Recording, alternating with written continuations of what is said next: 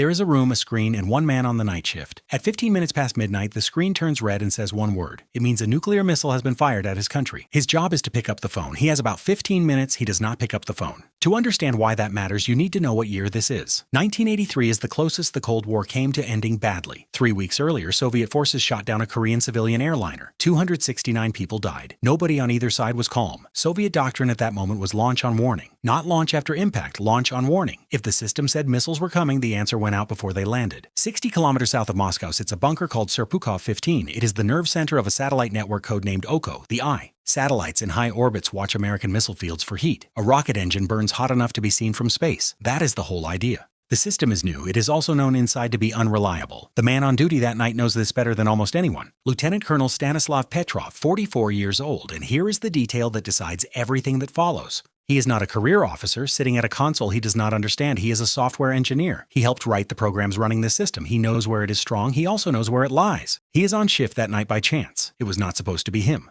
Just after midnight, the siren goes off. One missile, launched from an American base in Montana, the screen is lit up with the word launch in red letters. Petrov later said he sat frozen for a few seconds just staring at it. Then a second alarm, then a third. Within minutes, the system reports 5 missiles in the air, 5 confirmed launches. The screen offers no doubt at all. Flight time to Soviet soil, about 25 minutes. Here's exactly what his instructions say. Report the launch to the chain of command. That is it. That is the whole procedure. He is not asked to judge. He is asked to relay. Above him, the decision would move in minutes, not hours. He is holding a phone in one hand and an intercom in the other, and he does something the procedure has no space for. He thinks. 4 things do not add up. First, and most important, the number 5. A real first strike is not 5 missiles. It is hundreds. The entire point of a first strike is to leave nothing to answer with. 5 missiles start a war they cannot win. Nobody opens that way. Second, the ground radar stations see nothing. Third, the satellite telescopes never produce a visual sighting. Fourth, he knows this system has thrown false readings before. None of that is proof. All of it together is a pattern. He picks up the phone and reports a system malfunction, not an attack, a malfunction. He said it out loud and he was not certain. He put it at 50-50. If he is wrong, his country is destroyed and he watched it happen.